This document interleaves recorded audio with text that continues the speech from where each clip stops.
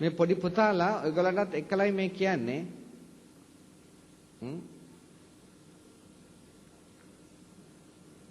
ලංකාවේ ස්කාගාර සංස්ථාවෙන් ආපු ඒවත් එක්කලා. හැබැයි ඔය පඳුරක් ගානේ තියෙන ඒවා එකතු වුණේ නෑ. ඒවත් එකතු වුණා නම් පළවෙනි තැනට නැති වෙන්නේ ලංකාවේ සිංහල ජාතිය. ලෝකේ පළවෙනි තැනට නැති වෙන්නේ. නැති වෙන ඒ විතරක් නෙමෙයි නැති වෙන තවත් ක්‍රම තියෙනවා. බලන්න ඔය බේබදු කමෙන් අද සිංහලය කොච්චර පිරිහිලාද කියලා ඔයත් දකින්න නේද වෙන්දේසියට දාලා තියෙන ඉඩම්. දකින්නවද? ඔය ඉඩමක ප්‍රමාණය කීයද? පර්චස් 8යි 10යි 12යි කලාතුරකින් තමයි ඊට වැඩි වෙන්නේ. ওই ඉඩම් වල ප්‍රමාණය. ඇයි ඔච්චර පොඩියට කඩන්නේ? මිනිස්සුන්ට සල්ලි නෑ, මහජාතියට සල්ලි නෑ. ඒක නිසා ඒගොල්ලන්ට ගන්න පුළුවන් වෙන්නට තමයි කඩන්නේ. දැන් ඒගොල්ලන්ගේ પરම්පරාවල ඔක්කොම දැන් විකුණලා. තේරෙනවද? ඒ ඔක්කොම විකුණලා. ලොකු ඉඩම්, පොල් ඉඩම් ඒ ඔක්කොම දැන් විකුණගෙන යනවා. ඒ ලොකු ඒවා ගන්නෙ කවුද? සුළු ජාතිකයෝ. දැන් මහ ජාතියේ පොඩි ඉඩම් කැල්ලක් ගන්නවා නිදහසේ ඉන්න පැලකට වෙලා කියලා. ඉතින් ඒ ගෙවල් වල දැන් දරුවෝ කී දෙනාද? දරුවෝ දෙන්නයි වැඩි වුණොත්. මොකද ඊළඟට දෑවැද්දට පර්චස් 5 කඩන්නද? මොකද කියන්නේ? ඒකට බයට දැන් දරුවෝ හදන්නේ නැහැ. දරුවෝ හදන්නේ නැති වෙන්න එක හේතුවක් ඒ. අනිත් හේතුව තාත්තලා කැමති නෑ දරුවෝ හදන්න. දරුවන්ට වියදම් කරන්න වෙනවට. පුදුම දුෂ්ට ක්‍රූර මනසක් තියෙන්නේ. දරුවන්ට වියදම් කරන්න වෙනවා. දරුවන්ට වියදම් කරන්න වුණොත් සිගරට් බොන්න විදිහක් නැහැ. මත්පැන් බොන්න විදිහක් නැහැ. රේස් කෙලින්න විදිහක් නැහැ. අනිත් දුරාචාරවලට ඉඩ නැහැ. දරුවන්ට වියදම් කරන්න. ඕවට වියදම් කරන්න හින්දා ඒ වන්දිය ගන්නේ දරුවන්ගෙන්. ඒකයි බොහොම ටික දිනෙකට තමයි මේ බැරි කමක් තියෙන්නේ. අනිත් අය ඔක්කොම මේ දුස්චරිතයට එදිලා ඒක හින්දා ඒගොල්ලන්ට ආර්ථිකය හරිය නැහැ. ඒගොල්ලෝ ඒ පැත්තෙන් විනාශ කරනවා. මේ පැත්තෙන් අපේ නෝනලා ටිකක් කියනවා අනේ ඉතින් ගොඩක් දරුවෝ හදපුවාම අපිට පොඩ්ඩක් එන්ජොයි කරන්නත් විදිහක් නැහැලු. ගොඩක් දරුවෝ හදපුවාම. ඒගොල්ලෝ ඒකින්ද දරුවෝ හදන්නේ අපේ පැරණි අම්මලා ඒගොල්ලන්ගේ එන්ජොයිමන්ට් එක දරුවෝ හදපු එක. මේ අම්මලා දරුවෝ වඳ කරන එක එන්ජොයිමන්ට් එක කරගෙන. දැනගන්න. ඔයගොල්ලෝ පොඩ්ඩක් විමසලිමත් වෙන සමාජයේ ඔයයන්ට තේරෙවි ඔය නිර්නාමිකව තියෙන වන්දී කරන ස්ථාන දිහා බැලුවොත් එහෙම කවුද උතෙන්ට එන්නේ කියලා. ඔක්කොම හොඳ තරුණ ගෑනු ළමයි එන්නේ. සේරම මේ අම්මලා නෙමෙයි එන්නේ ගොඩක් උකට. ඔක්කොම තරුණ ගෑනු ළමයි. සෑහෙන පිරිසක් එන්නේ. ගිහලා බලාගෙන ඉන්න පොඩ්ඩක් රෙස්ට් හවුස් එකක් ගාවට ගිහිල්ලා ළඟට යන්න එපා. ඔයගොල්ලොත් ඒ අදේට ගැරෙනවා ඒ ගණනේට. ටික ඈතින් ගිහලා බලාගෙන ඉන්න ටෙලස්කෝප් එකක් හයි කරගෙන කවුද මේවට යන්නේ කියලා. ඒතකොට දැනගන්න පුළුවන් කවුද වෙන්නේ කියලා. දැනගන්න දුවලා විශේෂයෙන්ම පරිස්සම් වෙන්නට ඕනේ. මේ රැල්ල තව අවුරුදු 25ක් ගියොත්. දැනගන්න අවුරුදු 10න් ඉහළ කිසිම ගෑනු ළමයෙක් හොයාගන්න බැරි වෙනවා 2025 වෙනකොට. ලංකාවේ තමන්ගේ කුසේ පිළිසිඳ ගත්ත දරු කලලේ මරලා එළියට නොදාපු ළමයෙක්. අදත් ඒ රැල්ල ඊටාම වේගයෙන් යනවා. හිතන්න පොඩ්ඩක්. ඔය එක විතරක් නෙමෙයි. ඔය තාත්තලාගේ, ඔය පුතාලාගේ බේබදුකම් හින්දා දැන් බලන්න සිංහයෝ නැගලා ඉන්න උඩට. නේද? පින්වත්නි වෙන රටක නම් මහ ජනතාව හොඳ වැඩ කළා වුවට අපේ සිංහලයන්ට කොන්දපණ නැහැ. දැනගන්නට. අපේ සිංහලයන්ට කොන්දපණ නැහැ. තමන්ගේ ජාතියේ සංකේතයට නිඳා කරනවට කොයි ජාතියද කැමති වෙන්නේ? මොකද්ද අපේ ජාතික සංකේතය? සිංහයා. අපේ ජාතික සංකේතය තව රටක වෙළඳ භාණ්ඩයක් වෙන්න පුළුවන්. ඒක ඒ රටේ. නමුත් ඒක මේ රටට ගෙන්නලා මේ රටේ ජාතියේ සංකේතයට නිඳා කරන්න පුළුවන්ද? කිසිසේත් මිද දෙන්න පුළුවන් කම නැහැ. මත්පැනක දැන්වීමක් වශයෙන් විනාශකාරී තත්වයක් උදා කරමින් සිංහයාවම තනින් තන රටේ ඔසවලා මත්පැන් නාමයෙන් පතුරවනවා නම් එහෙනම් ඉතින් සිංහල ජාතියේ සංකේතයේ දැන් මොකද වෙලා තියෙන්නේ? සිංහල ජාතියේ සංකේතයට නිඳා කරා කියන්නේ මුළු සිංහල වර්ගයටම නිඳා කළා නෙමෙයිද? නැද්ද? ඇස් දෙක පියාගෙන ඉන්න. පින්වත්නි අර ඉන්දියාවේ රටවල් වල ගෑනුත් ඕවට විරුද්ධව නැගී සිටිනවා. ගෑනුත් නිකන් ඉන්නේ නැහැ. ඉන්දියාවට ආවා සිගරට් එකක් මිස් කියලා ගෑනු ළමයින්ට. ඒතර එක කාන්තාවක් නැගී හිටියා. ඒ කාන්තාව තනියම සංවිධානය වුණේ. සංවිධානය වල එක රාත්‍රියට මුළු ඔක්කොම සිගරට් ප්‍රචාරක දැන්වීම සේරම විනාශ කළා රටේ තියෙන. එක රාත්‍රියට. එතනින් මිස් ඉවරයි ඔක්කොම. එතනින් පස්සේ ආවේ නැහැ. අපේ ඕන දරයක් අපි ගන්න ලෑස්තිනේ. ඕන එකක්. දැන් එච්චරටම ආත්මාර්ථ කාමීත්වයෙන් පීඩිත වෙච්ච පිරිසක් ඉන්නේ අපිට. අනේ ඉතින් අපි අපේ වැඩක් කරගනිමු මොකටද ඕවට අපි ඇඟිලි ගහන්නේ? නේද? ඒකනේ සංකල්පය කරගන්න හම්බෙයි අපේ වැඩක් බලාගෙන ඉන්න. ඕක තව ටිකක් දවස් යනකොට. ඔය අපේ වැඩක් කරගන්න හදපු ඇත්තන්ගේ දූ දරුවෝ පාරවල් වල කාණු වල පිහි ඇනුම් බෙලි කැපුම් කාලා මැරිලා වැටෙන ඉන්න හැටි දැක් ගන්න පුළුවන් ඒ තව අවුරුදු 10ක් විතර යනකොට. ওই තත්ත්වයට ගිහිල්ලා. ඔයත් හිතයි ඇයි මේක වෙන්නේ කොහොමද කියලා. දැන් බලන්න ලයන් එක පැත්තකින් කාල්ස්බර්ග් තව පැත්තකින් අනිත් පැත්තෙන් චයිනීස් රෙස්ටුරන්ට්ස්. මේ ඔක්කොම මොනවද? මේ ඔක්කොම මත්පැන් ශාලාවල්. දැන් තව ඉස්සරහට එක മന്ത്രിවරයාට තව දෙක හම්බ වෙනවා. ඒවත් වෙනවා තව. ඔයගොල්ලෝ කතරේ ගහලා යවුවේ ඒවට තමයි ඒගොල්ලන්ට. අනේ මෙහෙම ඔළු නැති සිංහල ජාතියක්. ඔය කතර ගැහුවා නම් ගිය සැරේ මැතිවරණයට ගිහිල්ලා කවුරු හරි ඔය ගහපු ඔක්කොම ඔළු නැතුව ගැහුවේ. දැනගන්න. ඔළු තීච්චය නම් ගැහුවේ නැහැ. ඔයත් දන්නවද ඇයි ඡන්දයකට කතරයක් ගහන්නේ කියලා? හොඳයි. මෙතන ඉන්න කවුරු හරි එක්කෙනෙක් මට නැගිටලා කියන්න මෙන්න මේකටයි අපි කතරයක් ගහන්නේ ඡන්දයකට කියලා. මෙන්න මේකයි අපි කතරේ ගහපුවේ පරමාර්ථය කියලා. හොඳයි මෙතන ඉන්න හුඟක් දෙනා කතර ගැහුවා ඇත්තෝ. ඔයත් දැන් කියන්න මට ඔයත් අවංකව කතරයක් ගැහුවා නම් කොහට හරි කියන්න මම හාමුදුරනේ මෙන්න මේක බලාගෙනයි මේ පක්ෂයට කතරේ ගැහුවේ කියලා. මේ යහපත බලාගෙනයි කියලා. මේ යහපත බලාගෙනයි මම මේ පක්ෂයට කතරේ ගැහුවේ කියලා කියන්න බලන්න. මේ පක්ෂයෙන් මම මෙන්න මේ යහපත බලාපොරොත්තු වුණා. අන්න ඒකයි මම මේ කතරේ ගැහුවේ කියලා.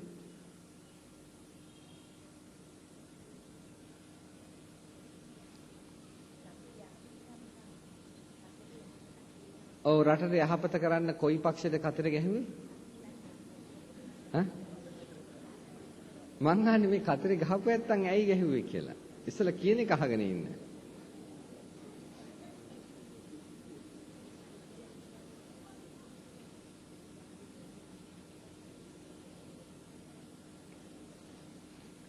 හොඳයි. ඔය එක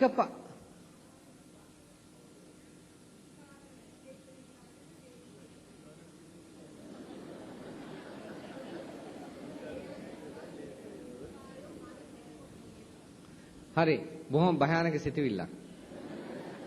හොඳ. කොහමද වැඩේ? පහුගිය දවස්වල කුඩුකාරයෝ මරපු හින්දා JVP එකෙන් කුඩුකාරයෝ නැති වේවා කියලා හිතලා කදිර ගැහුවලු. ඒ කියන්නේ JVP එකෙන් බලාපොරොත්තු වෙන්නේ ඉන්න කුඩුකාරයෝ ටික ඔක්කොම මරලා දාපන් කියන එක නේද? වෙන්නත් නෑ. හොඳයි. ඒක මැරුවා. හැබැයි අපි දන්නේ නෑ ඒ කුඩුකාරයෝ මැරුවේ ඒගොල්ලෝ කුඩු වලට ආදරේ නැති හින්දාද කියලා. ඒක වෙනම දේශපාලන පැත්තක්. ඒකේ තිබුණේ. ඒකින්ද වැරදි අදහස් ආකල්පය ගත්ත. ඔයත් බලන්න ඔය පක්ෂ රටේ අනාගතයේහි ස්ථාවර භාවයේ පිණිස ඉදිරිපත් කරන ප්‍රතිපත්තිය මොකක්ද කියලා. JVP එක ප්‍රතිපත්තියක් ඉදිරිපත් කරලා තිබුණාද? නෑ කිසිම ප්‍රතිපත්තියක් ඉදිරිපත් කරලා තිබුණේ නෑ. මම දැක්ක සමහර කොළ මේක JVP එකටත් එහෙම ඇත්තෝ ඉන්නවනම් මේකත් පොඩ්ඩක් ඒ ඇත්තෝ කල්පනා කරලා බලන්න. මම දැක්ක නුවරදි පත්‍රිකාව වගේ UNP එකට බැනලා තියෙනවා ශ්‍රී ලංකාවකට බැනලා තියෙනවා ඒකින්ද අපිට ඡන්ද දෙන්න කියනවා. ඒගොල්ලන්ටත් බයිනවා මේගොල්ලන්ටත් බයිනවා බැනලා ඒක තමයි සුදුසුකම අපිට ඡන්දේ ගන්න. පින්වත්නි එහෙම නෙමෙයි. JVP එක හරි කමක් නැහැ. රට හදන්නේ මෙහෙමයි කියලා දෙන්න දර්ශනය මොකද්ද කියලා. කොහොමද කරන්නේ කියලා. එකද පක්ෂයක්වත් මේ වාතාවරණය ඇතුලේ දුන්නද දර්ශනයක් රට හදන්නේ මෙහෙමයි කියලා. වෙන දෙයක් ඕනේ නැහැ. මේ රටේ මොකද ඔක්කොම විනාශයේ දුරාචාරය. එන හැම රජයක්ම කළේ ධනය හම්බ කළේ මොකෙන්ද? මොනෙන්ද කළේ? ආදායම් ලැබුවේ. මත්පැන්, මත්කුඩු පින්නත් මත්කුඩුත් රජයට සම්බන්ධයි. ආයි ඒක කිසිම දෙකක් නැහැ. මත්කුඩුත් රජයට සම්බන්ධයි. මත්පැන්, මත්කුඩු ඊගාවට සිගරට්, ගණිකා නිවාස, රේස්, ලොතරැයි, කැසිනෝ මේ ඔක්කොම මොනවාද? චයිනීස් රෙස්ටොරන්ට්ස් මේ ඔක්කොම රජයේ ආදායම් මාර්ග. දැන් මේ ආදායම් මාර්ගයේ ඉත්ත කවුද? සේරම සිංහල බෞද්ධයෝ. ඔයත් හිතන්න දැන් යන්න හවස් 6න් පස්සේ ඔය චයිනීස් රෙස්ටොරන්ට්ස් ගාවට ඔයත් යන්න ඔය තියෙන මත්පැන් මෙව්ව ගාවට පොලිමට කාර් දක ගන්න පුළුවන්. ඒ කාර් වලට ගෙනලා එතනම පැදුරු දාගෙන පාරායිනේ මත්පැන් වීති නේද? මත්පැන් වීදි තියෙන්නේ. ওই මත්පැන් වීදියේ දැනට ඔහොම තිබුණට තව අවුරුදු 7-8ක් යනකොට මේ අවුරුදු 4-5කින් පටන් ගත්තේ තව අවුරුදු 7-8ක් යනකොට ඔය පාරකින් කෙනෙකුට බහැලා යන්න පුළුවන් වෙයිද? ඔරලෝසුවක් දාගෙන, චේන් එකක් දාගෙන, හොඳ ඇඳුමක් ඇඳගෙන යන්න පුළුවන් වෙයිද ওই පාරකින් කාටවත්? බෑ. ගියොත් සමහරකට ඔයගොල්ලන්ගේ දරුවෙක්, ඔයගොල්ලන්ගේ මහත්යම වෙන්න පුළුවන්, ඔය ඇත්ත එක් වෙන්න පුළුවන්. බෙල්ල කපලා පාරයින් තියේ ඇඟේ තියෙන දේවල් ඔක්කොම හුරගෙන. ඔයත් හිතනවද නෑ කියලා? දැන් වෙන්නේ නැද්ද ඒක? දැන් වෙනවා ඒ දේ. දැන් ඉතින් අපේ තාත්තලට කරගන්න ඕන වෙලා තියෙන්නේ ඒකද? ඔන්න දැන් මේ ඇහෙන තෙක්මානේ ඉන්න පිරිමියෙක් ඉන්නවා නම් ওই පිරිමියා හිතන්න ඔය ඇත්තන්ට අපේ ජාතියට කරන්න ඕනේ ඕකද? ඔයත් දැනගන්න ඔය ඕවා යටින් තියෙන බොහොම ව්‍යාපාර. ඔය ඇත්තෝ හැමතිස්සෙම තවත් පිරිසක් විදේශයන් ඉන්න. විදේශිකයන්ව ඔය ඇත්තෝ කෝටිපතියන් බවට පත් කරනවා. ඔය ඇත්තෝ මෙහි පිරිහිලා. අපේ රටේ ඉන්න තවත් කූට ව්‍යාපාරික කණ්ඩායම් මහා කෝටිපතියන් බවට පත් කරනවා. ඔය ඇත්තෝ ඔයගොල්ලෝ විනාශයටපත් වෙමින්. ඔය ඇත්තෝ කුඩු පොඩ්ඩක් පස්සේ යනවා කියලා කියන්නේ දැනගන්න ඔයගොල්ලෝ තවත් පිරිසක් මහා ධන කුයරයන් බවට පත් කරනවා. පත් කළා ඔය ඇත්තෝ දවසෙන් දවස වලපල්ලට යනවා. ඒකද කරන්න ඕනේ. පුතාලට ඒකද කරගන්න ඕනේ. මං කියන්නේ මේ පුතාලා බොනවා කියන එක නෙමෙයි. මං අහන්නේ ඔය ඇත්තන්ට ඒකද කරගන්න ඕනේ. දැනගන්න අර පහුගියේ පත්‍ර වාර්තාවේ තියෙනවා මත් කුඩු වලට අහු වෙලා තියෙන්නේ ඔක්කොම සිගරට් බොන ඇත්තෝ. සිගරට් නොබොන කෙනෙක් අහු වෙලා නැහැ කියලා ඒගොල්ලෝ කියනවා. මත් කුඩු පාවිච්චි කරනවා නම් මත් කුඩු පාවිච්චි කරේ සිගරට් බොන කෙනෙක්. ඒ කියන්නේ සිගරට් බොන්න පටන් ගත්ත කෙනා ලේසියම මත් කුඩු වලට වැටෙනවා කියන එකයි. දුරින්ම දුරු කරන්න මහා හලාහල විෂයක් දුරු කරනවා වගේ ওই දුෂ්චරිත ටික ඔය මත්පැන් මත් කුඩු මත්ද්‍රව්‍ය ඔක්කොම අයින් කරන්න. නැත්තම් කවදාවත් සැනසෙල්ලක් වෙන්නේ නැහැ ඔය ඇත්තන්ට. කිසිම යහපතක් වෙන්නේ නැහැ. ඔය ඇත්තන්ට තියෙන්නට උනේ ආත්ම ගෞරවයක් කියන එකක්. ඔය ඇත්තන්ගේ අනාගත දරු පරපුරට තියෙන්නට උනේ හැඟීමක්. පින්වත්නි, අම්මෙක් තාත්තෙක් කියලා කියන්නේ මේ ලෝකේට දරුවා බිහි කළ කෙනා නෙමෙයි. බුදුහාමුදුරුවම දේශනා කරනවා අම්මෙක් තාත්තෙක් වශයෙන් දරුවන්ගෙන් සැලකිලි ලබන්නට නම් ඒ අම්මයි තාත්තයි දෙන්න දරුවාට දානය, ප්‍රිය වචනය, සමානාත්මතාවය, අර්ථචර්යාව කියන සතර සංග්‍රහ වස්තුවෙන් සංග්‍රහ කළ යුතුයි කියලා. එතකොට ඒ කියන්නේ දානය කියලා කිව්වේ අම්මයි තාත්තයි කැප වෙලා කියන එකයි. අම්මයි තාත්තයි ජීවිතේ කැප වෙලා දරුවන්ට. දැන් මෙතන බණට ආවා අපි. බණට එනකොට මේ ළමයින්ට බණ කියන ඉස්කෝලේට ආවේ. අම්මලා වශයෙන් අම්මලට අමුතුවෙන් කියන්න දෙයක් නැහැ. අම්මලට සංඥාවක් තියෙන්න ඕනේ මේ ළමයින්ට බණ කියන්නේ මෙතන කියලා. නමුත් අම්මලා ටික ඇවිල්ලා ඔක්කොම ඉස්සරහින් වාඩි වුණා. ඔයගොල්ලෝ දරුවෝ ගැන හිතුවද? අම්මලා දරුවෝ ගැන හිතුවද? එච්චරට අම්මලා දරුවන්ගෙන් ඈතයි දැනගන්න. අම්මලා දරුවන්ට උගන්වනවා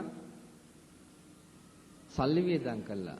ඔයගොල්ලෝ උගන්වන්නේ අම්මලා තාත්තලා දරුවන්ට උගන්වන්නේ දරුවන්ට ආදරේ හින්දාද? නෑ. ඔය දරුවන්ට ආදරේ හින්දා උගන්වනව නෙමෙයි. ඕක ලොකු කුහක ප්‍රතිපදාවක් ඔය ගෙනියන්නේ. ඉස්සර නම් අම්මලා ඉගන්නේ දරුවන්ට ආදරෙට තමයි. දැන් අම්මලා උගන්වන්නේ දරුවන්ට ආදරෙට නෙමෙයි. හැබැයි වියදම් කරනවා පුළුවන් තරම් දරුවට උගන්වන්න. මොකටද? කොහොම හරි D8ක් අරගන්නවන්න ළමයා ලව්වා. D8ක් අරගෙන ඥාති වර්ගයාට කියන්න පුළුවන්නේ මගේ දරුවා D8ක් අරගත්තා මේ සැරේ කියලා. ඒක අම්මට ක්‍රෙඩිට් එකක්. අම්මට තත්වයක්. දරුවා D8ක් ගත්ත එක. ඒකේ අනිත් පැත්ත පේනවා. දරුවා ෆේල් වුණොත් එහෙම කියන්නේ නැහැ නේද? කියනවද? නෑ දරුවා ෆේල් වුණොත් කියන්නේ නැහැ. ඒ කියන්නේ දරුවා ෆේල් වුණොත් හරියම්ම කෙනෙක් නම් අනේ බලන්නකෝ මගේ ළමයාට මේ සැරේත් කරගන්න බැරි වුණානේ. පුළුවන් තරම් ලෑස්ති කරවන්නට ලබන සැරේවත් මේක පාස් කරවන්න කියලා අවංකව ඉදිරිපත් වෙනවා. මානයක් හින්දා නෙමෙයිද කිව්වේ නැත්තේ? මානයක් හින්දා. ඒ කියන්නේ දරුවා කෙරෙහි හැඟීමක් නැහැ. තමා පිළිබඳව විතරයි අම්මට හැඟීම තියෙන තාත්තට හැඟීම තියෙන දරුවා විකුණනවා කියන්නේ. පින්වත්නි දරුවන් කෙරෙහි හැඟීමක් ඇතුව උගන්වනවා නම් අම්මලා ඒ කියන්නේ ඔය එක්කලා දරුවගේ හැදියාව ගැන බලනවා. බලන්න හැදියාව ගැන බලනවාද කියලා. අම්මලා කෝ බලන්න SSC පන්තියට ආවට පස්සේ දරුවෙක්ව දහම් පාසල් යවන අය කොච්චර ටික දෙනාද? මොකද එතෙන්දී තමයි ළමයට දහම් පාසල ඕනේ. දැන් මෙච්චර අම්මලා කණ්ඩායමක් ඉන්නවා. වැඩි ඕනේ නැහැ. මේ අම්මලා ටික එකතු වෙලා නැහැ. ඉරිදාට අපි උදේවරුේ ළමයින්ව දහම් පාසල් එවන්නේ නැහැ. ටියුෂන් පන්ති වෙනස් කරන්න කිව්වනම් ඔය ළමයි නැතුව ටියුෂන් කරන්න පුළුවන් නෑ. ටියුෂන් පන්ති වෙනස් කරන්න වෙනවා. ටියුෂන් කාර්යයට. දැනගන්න. නමුත් අම්මලාට ඒක ඕනේ නැති බව ටියුෂන් පන්ති වල ඒ ගුරුවරු දන්නවා. දන්න නිසා ඒගොල්ලන්ටත් ඉතින් ඒකේ අවශ්‍යතාවයක් නැහැ. ඒගොල්ලන්ට සල්ලි ටිකක් තමයි ඕනේ. ඒ නිසා ඒගොල්ලන්ට ළමයාගේ හැදියාව අවශ්‍ය නැහැ. ඒගොල්ලන්ට ඕනේ ඒගොල්ලන්ගේ සල්ලි. ඉතින් අම්මට තාත්තට දරුවාගේ හැදියාව ඕනේ නැත්නම් ආණ්ඩුවට ඕන වෙයිද? ආණ්ඩුවටත් ඕනේ නැත්නම් අම්මට තාත්තටත් දරුවාගේ හැදියාව ඕනේ නැත්නම් ටියුෂන් පන්ති ටියුෂන් ගුරුවරයාට ඕන වෙයිද? නෑ. ඔයත් කී දෙනෙක් මේ දහම් පාසලේ ළමයා ඉගෙන ගන්න කාලෙදී ළමයා ගැන හොයනවද? මේ පාසලේ මං කියන්නේ.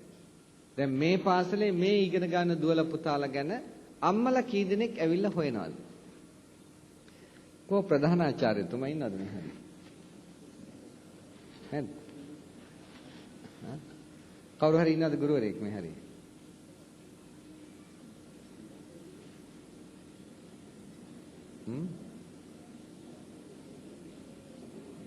මට දැනගන්නට ඕනේ කොහොමද අම්මලා තාත්තලාගේ ප්‍රතිචාර කියලා මේ පාසලට තියෙන.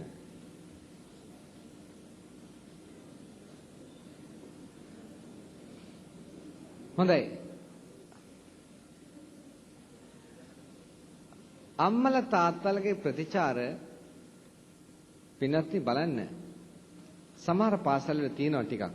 සමහර පාසල්වල මම දන්නේ මේ පාසලේ කොහොමද කියලා. නමුත් මේ වගේ පාසල් මොකද අපිට බෞද්ධ පාසල් තියෙන්නේ ටිකයි. ඔයත් දැනගන්න අපිටම තමයි හැමතිස්සෙම කැපිල්ල එන්නේ. පහුගිය දවස්වල ඔයත් දන්නවද නීතියක් ආවා බෞද්ධ පාසල් වලට අන්‍ය ආගමිකයන් 20%ද 24%ද කරන්න ඕනේ කියලා? ජනානුපාතයේදී කිව්වනම් තවත් කමක් නැහැ. නමුත් බෞද්ධ පාසලට කිසිම අනුපාත ක්‍රමයක් නැහැ. නිකම්ම මෙච්චර ප්‍රමාණයක් කෙලින්ම ගන්න ඕනේ කිව්වා. කවුද මේ නීතිය දැම්මේ? කවුද මේ නීතිය දැම්මේ? මේ බෞද්ධයමයි මේ බෞද්ධ පාසලට මේ නීතිය දාන්න ලෑස්ති වුණේ. ඇයි හේතුව? ඔන්න දාපුවම වෙන්නේ මොකක්ද දන්නවද? දැන් බලන්න අද කොළඹ තියෙන ප්‍රධාන පාසල්වල කීපයකම ප්‍රධාන ආචාර්යවරු ඉන්නවා කිසිම විදිය හැඟීමක් නැහැ මත්පැන් බොන ඇත්තෝ ඉන්නේ. අද සමහරක් පාසල් ඒ නිසා මේ ලංකාවේ ඉහළම පෙළේ පාසල් අද ඇදගෙන වැටිගෙන තියෙන පුදුම විදිහට. අද දැනගන්න තියෙනවා මේ එක පාසලක්. ඒ කියන්නේ අපේ බෞද්ධ පාසල්වල ප්‍රධාන පාසලක් කොළඹ තියෙන. ශිෂ්‍යයෝ බය නැතුව පාසල ඇතුළෙම මත්පැන් මේ සිගරට් බොනවා කියලා හිත. පාසල ඇතුළෙම. ඇයි ප්‍රධාන ආචාර්යතුමා බේබද්දෙක් දාලා ඉන්න. දේශපාලනයට ගැටිකම් කරන බේබද්දෙක් අර වගේ බෞද්ධ පාසලක ප්‍රධාන ආචාර්යවරයෙක් කළා දාලා තියෙනවා. අර ඉස්කෝලේ කඩාගෙන වැටිලා අද අන්තිමටම ගන්න බැරි තත්වයකට ගියා. දෙමව්පියෝ සමහරව අඬනවා කියලා. දෙමව්පියෝ අඬනවා කියලා. ඒ දේශපාලනඥයයි අර දෙන්නයි අතරේ සම්බන්ධය. ජාතියට හෙන ගැහිලා ගියාවේ දරුවන්ට හෙන ගැහිලා ගියාවේ ඒගොල්ලන්ගේ යාළුකම ලොකුයි. ඔක්කොටම වැඩි. මොකද වෙන්නේ? ඒකින්ද දැනගන්න දැන් අර වගේ නීතියක් ආපු ගමන් වෙන්නේ මොකද්ද? ඒ නීතිය තුලින් සල්ලි හැමතිස්සෙම සල්ලි හොයන්නේ. අර ප්‍රධාන ආචාර්යවරුන් කරන්නේ මොකද්ද? 20% නෙමෙයි 40%ක් අනිත් අයව ගන්නවා ඉස්කෝලේට. සල්ලි වලට. අන්තිමට අපේ ඇත්තෝ අපේම බෙල්ල කපනවා. දැනගන්න. පින්වත්නි කොහෙන්ද අපි නවතින්නේ? මොනවද මේ අපි කරන්නේ? තව දුරටත් ඔය ඇත්තන්ගේ ජාතියක් ගැන හිතනවද? හිතන්න පින්වත්නි. අපිට විතරයි මේ ජාතියක් නැත්තේ. ලෝකේ අනිත් හැමතැනටම ජාතියක් තියෙනවා. අපේ දේශපාලනඥයෝ මුලින්ම අපේ කොන්ද කැඩුවා බෞද්ධයට ජාතියක් නැහැ කියලා. බෞද්ධයට ජාතියක් නැහැ අනිත් අයට ජාතියක් තියෙනවා. අනේ බෞද්ධයට ජාතියක් නැත්තම් මට නම් ඒ බුද්ධ ධර්ම වුණාවක් නැහැ.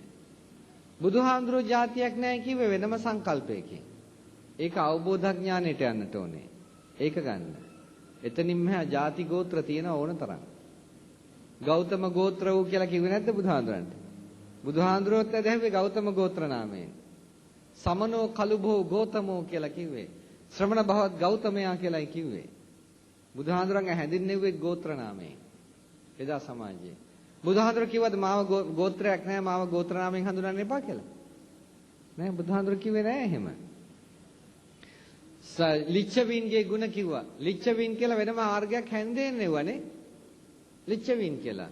ඒගොල්ලන්ගේ ගුණයත් වර්ධනා කරන මෙන්න ලිච්ඡවීන්ගේ වෙන්න මේ වාගේ දේවල් ගුණයන් තියෙනවායි කියලා. බුදුහාඳුර කිව්වේ නෑනේ ලිච්ඡවී කියලා එහෙම જાතියක් නෑ කියලා. බුදුහාඳුර කිව්වා ලිච්ඡවී කියලා. එහෙනම් අපිට කියතයිද සිංහලයෝ කියලා જાතියක් නෑ කියලා?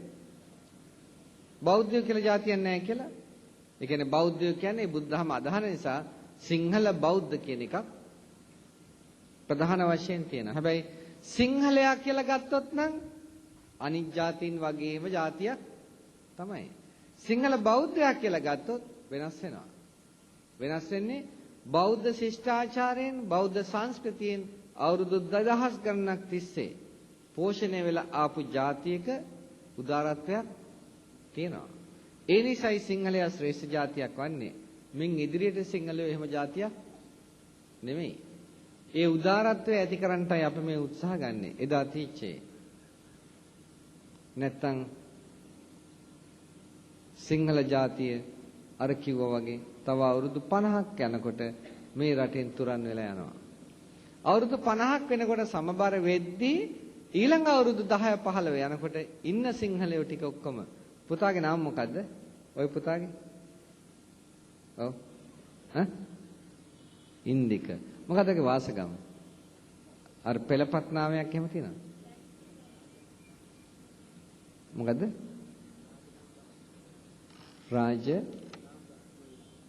රාජරාම් බ්‍රාහ්මණලාගේ ඉන්දික. හොඳයි. දැන් මෙයාගේ ඊළඟ પરම්පරාවක් එනවා. ඒ પરම්පරාවේ ඊළඟ දරුවාට යන්නේන මන්නේ රස්සාවක් හොයාගන්න නැහැ. ඒතර එදාට බලේ ඉන්නේ මුල් තැන්වල මුස්ලිම් ඇත්තෝ. ඊගාවට මෙයාගේ දරුවා යනවා රස්සාවක් හොයන්න. සිංහලයෝ දුර්වලයි. කියනවා නම වෙනස් කළා ආගම වෙනස් කරොත් දෙන්නම් කියලා. එතකොට රාජරාම් බ්‍රාහ්මණලාගේ කැලල තියලා අනිත් කැලල අයින් වෙනවා. අයින් වෙලා රාජරාම් බ්‍රාහ්මණලාගේ මොහමඩ් ලෙබ්බේ කියලා ඊළඟ ටික හරියනවා. දැන් මේ පුතාගේ ඊළඟ પરම්පරාව. ඒ පුතාගේ ඊළඟ પરම්පරාව විතරක් නෙමෙයි ඔය පුතාලගෙත් ඒක එහෙමම තමයි. ඔය පුතාලටත් ඒක එහෙමම තමයි. මොකද hina වෙන්න එපා. අද ඒක වෙලා තියෙනවා. මේ දැනුත් ඒක වීගෙන යනවා. රුපියල් 20 මම මේ පුතාගේ අර හොඳ මේ වාසකමක් තිබුණා මට ගන්න පුළුවන් විදිහකට. හොඳ. දැන් අද තියෙනවා යන්න ගම්පල පැත්තේම රත්නායක මුදියන්සෙලාගේ මොහමඩ් ලෙබ්බේ ඔන්න නම් හෙට්ටි ආරච්චිලාගේ ෆරීනා ඔන්න මොකද්ද කියලා නම් වගේක් තියෙනවා. මට හම්බුණා ලිස්ට් එක.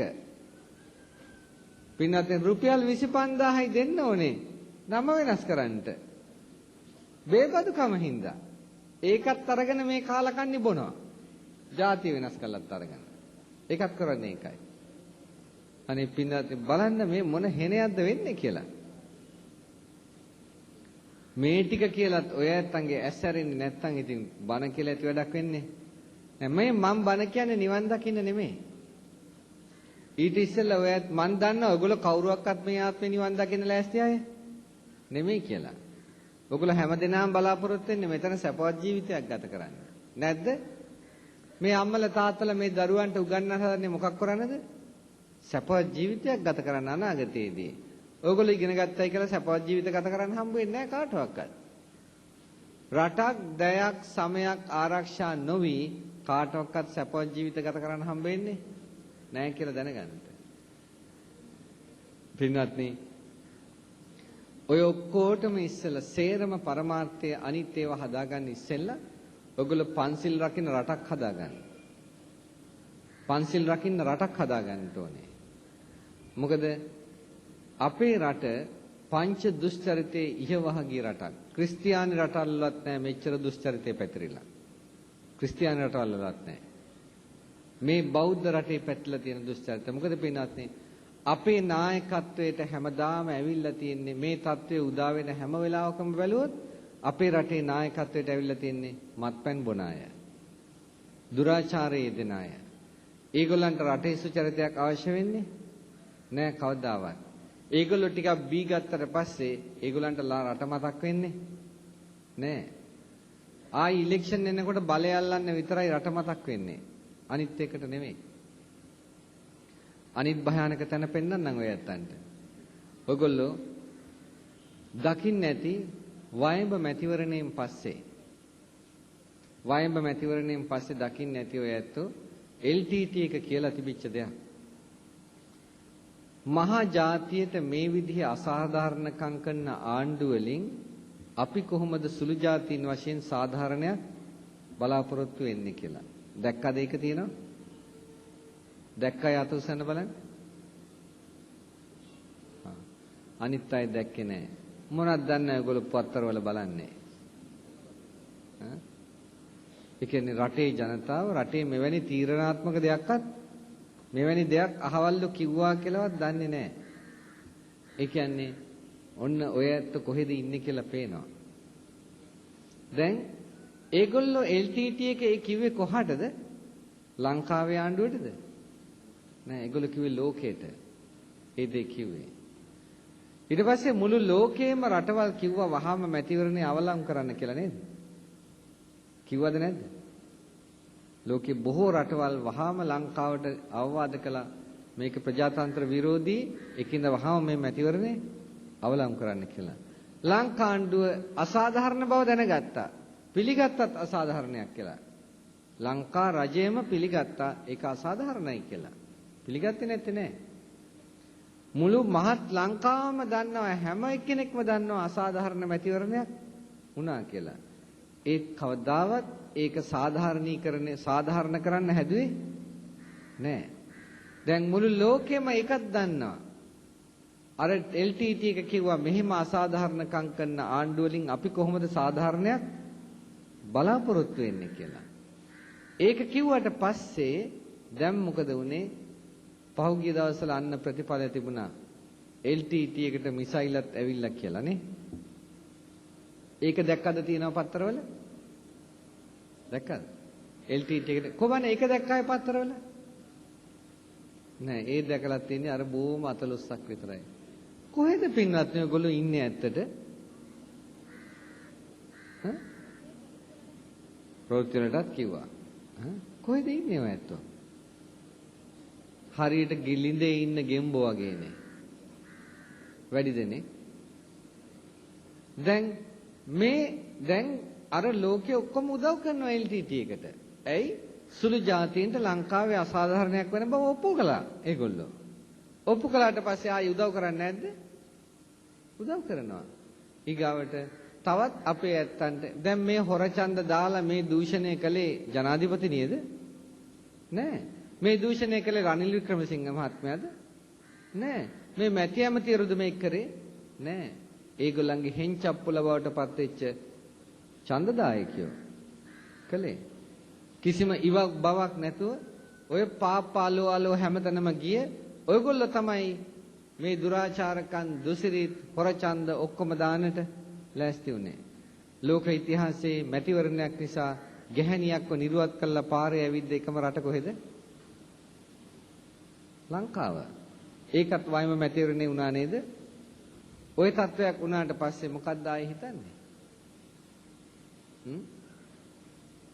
දැන් ඕකටද ඔය ඇත්තෝ ගිහිලා කතරේ ගහන්නේ? පින්නත් අවුරුදු 50ක් කතරේ ගැහුවා. කවදාවත් හිතුවද රටක් ගැන, ජාතියක් ගැන? මේ දරුවන් ගැන හිතන්න. ඔය එක අම්මෙක්, ඔය තාත්තෙක් අවුරුදු 35කට මෙහා පැත්තේදී ඡන්දයක් දුන්නද මේ දරුවන්ගේ ඉගෙනීම ගැන හිතලා?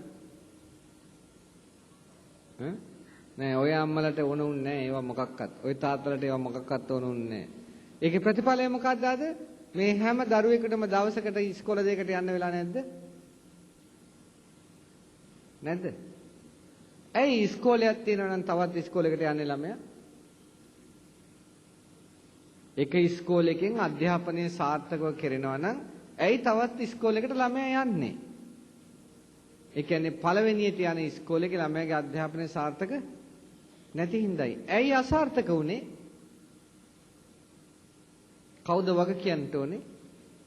රජයක් වග කියන්න ඕනේ. ඒක වීමට. එහෙනම් එතකොට මෙහෙම වෙද්දිත් දැන් බලන්න අම්මලා මේකේ භයානකත්වය හිතන්න. දැන් මේ අපේ අම්මලට තරුණ කාලේදී ළමා කාලේදී ළමෙක් වශයෙන් සතුටින් ඉන්න නිදහසක් තිබුණාද? ළමා කාලයක් තිබුණාද? තිබුණා. මේ ළමයින්ට තියෙනවද? මෙච්චර දුරාචාරයේ රටේ වැපිරෙනවා.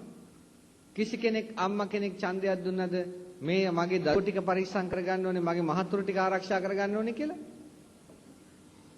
මගේ මහත්යව රකින්නට ඕනේ, මගේ දරුවෝ ටික රකින්නට ඕනේ කියලා අදහසකින් අම්මා කෙනෙක් ඡන්දයක් දුන්නද? පින්වත්නි, වෙන ලෝකයේ වෙන රටක නම් සාමාන්‍ය මනුෂ්‍ය සංහතියක් ඉන්න වෙන රටක නම් මේ විනාශයක් වෙනකොට දරුවන්ට වෙන විපත දැකලා මහත්තුරුන්ට වෙන විපත දැකලා අවිගන්නේ කාන්තාවෝ. මේ කාන්තාවෝ තාම කොහෙද? තාම බුදි කුම්භකර්ණ නින්දේ ඉන්නේ අපේ කාන්තාවෝ. කාන්තාවන්ට පුළුවන් හොඳටම මේක නවත්තන්නට. කාන්තාවන්ට පුළුවන් ගැතිනව ඉස්සරහට එනවනම් මේක වෙලා තියෙන්නේ මෙහෙමනේ. අපේ પરම්පරාවම UNP අපි වෙනස් වෙන්නේ නැහැ. අපිත් එහෙම තමයි. ඇයි UNP උනේ කියලා දන්නේ නැහැ. අපේ પરම්පරාවම මැතිනිගේ කාලේ ඉඳන්ම අපි ශ්‍රී ලංකා. දැනුත් ශ්‍රී ලංකා ඒක වෙනස් වෙන්නේ නැහැ. ඕකට නේද කතරේ ගහන්නේ? කතරයක් ඇයි කියලා දැනගෙන නෙමෙයි ඕකටයි කතරේ ගහන්නේ. මන්ද බුද්ධිකයෝ නෙමෙයිද? අනිත් අය කතරේ ගැහුවා මොකටද? පිරිමි ටික කතරේ ගැහුවා. පාප්පාලෝවලෝ හැමතැනම ගිහිල්ලා පස්සලෙව කකාර දේශපාලනඥයන්ගේ ගිහිල්ලා මොකටද? පෞද්ගලික ලාභය හදා ගන්නට. කතරේ ගැහුවේ. කිසිම හැඟීමකින් කතරයක් ගැහුවේ නෑ. රට වෙනසෙනවා, ජාතිය වෙනසෙනවා. ඕකට ඒක ගැන බලලා කතරයක් ගැහුවේ නෑ කවුරුවක්වත්. පින්නති රිදෙනවා සමහරකට මම කියනවා මම දන්නවා. මට ඕන කරලා තියෙනෙත් ඒකම තමයි. මට ඕන කරලා තියෙනෙත් ඒකමයි. ගැහුවා කතරේ. උපාසකම්මලත් ගැහුවා කතරයක් තාව විදිහක. වැඩි දෙනෙක් ගැහුවේ එහෙම තමයි. පින්නත්නේ අර හොඳ නාම්බ එළුව දැකලා තියෙනවද? දැකලා තියෙනවද? ඔය හොඳ මෝරපු එළුවෙක් හිටියලු. ඔය එළුවගේ පස්සේ ගියාලු නරියෙක්. නරිය යන ගමන් දැක්කලු එළුවගේ මොකද්ද ඔය එල්ලි තියෙනවා. මේක හිතවලු මේක නම් හොඳ කෑමක් තමයි. දැන් වැටෙයි කියා පස්සෙන් ගියාලු. ඉතින් කවදාවත් වැටෙනවද? නෑ. ඒ වගේ මේ උපාසකම්මලා ටිකත් අනේ අර එළුවා පස්සේ නරියා ගියා වගේ දැන් පහත වැටෙයි කියා එනවා. දැන් අවුරුදු 50ක් තිස්සේම ආවා පහත වැටෙයි කියා. දැන් ඊළඟ අවුරුදු දෙකෙත් බලාපොරොත්තු වෙනවා අනේ මේ අවුරුදු දෙකේවත් පහත වැටෙයි මේක කියලා. ඊගාවට තවත් පිරිසක් එනවා. ඇවිල්ලා කියනවා අනේ උපාසකම්මේ ඕක අපි පහත වට්ටලා දෙන්නම් ඊගාවට. උපාසකම්ම අපිට පොඩි සපෝට් එකක් දෙන්නකෝ. දැන් මේක කොහොම හරි පාත වට්ට ගන්න තමයි ඉන්නේ කියලා හලහලා මේ යනවා දැන් පස්සෙන්. දැන් පහත වට්ට ගන්න හදනවා. ඉතින් අනේ හැමදාම මේක පහත වැටෙනව නෙමෙයි. මොකද්ද වෙන්නේ? හැමදාම උඩට නගිනවා. එතකොට මොකද වෙලා තියෙන්නේ? උපාසකම්ම රැවටිලා නැද්ද? තාමත් රැවටෙනව නෙමෙයිද? වෙන රටක කිව්වනම් ওই විදිහේදියක් තීන ඡන්දෙත් නැති වෙලා. මොකද හේතුව? ඒ ගෑනුන්ට ඔළුව තියනවා හිතන්න කවදාවත් මේ ලෝකේ බඩු මිලක් පහත දාන්න බෑ කියලා. ඔළුව තියනවා හිතන්න. මේ අම්මලට පහත වැටේ දැන් පහත වැටේ. දැනගන්න ඔය ඇත්තන්ට කවදාවත් පුළුවන් කමක් නැහැ බඩු මිල කියන එක පහත දාන්න. ඔය ඇත්තන්ට අවශ්‍ය වෙලා තියෙන්නේ ආර්ථිකය කියන එක සකස් කරගන්නට. ආර්ථිකය සකස් කරගන්නට නම් කරන්න තියෙන එකම දේ පන්සිල් රකින්න එක විතරයි. පන්සිල් රකින්නේ නැතුව කවදාවත් ආර්ථිකයක් හදන්න හම්බ වෙන්නේ නෑ. රටත් පන්සිල් රකින්න රටක් වෙන්න ඕනේ. රටේ ජනතාවත් පන්සිල් රකින්න රටක් ජනතාවක් වෙන්නට ඕනේ. ඔය මොන විදිහේ පඬිතකම් කිව්වත් බලන්න අපි හිතමු ලෝක ආර්ථිකයක් තියෙනවා. ආර්ථික රටාවක්. ගියා ලෝකයේ ආර්ථික රටාව ඔස්සේ සියුම් උපක්‍රමශීලීව ජපානයේ ඉස්සරහට බැලුමක් වගේ පිම්බුණා. මොකද උනේ? බැලුම වගේම පිපුරුවා. ඉන්දුනීසියාව ගියා. මොකද උනේ? ඒත් ඒ ටිකමයි. කොරියාව ගියා. මොකද උනේ? ඒත් ඒ ටිකමයි. මැලේසියාව ගියා. දැන් මොකද වෙලා තියෙන්නේ? මැලේසියාවට. සිංගප්පූරුව ගියා. මොකද දැන් සිංගප්පූරුවට වෙලා තියෙන්නේ? ලෝකේ තියෙන දුප්පත්ම රට මොකද්ද?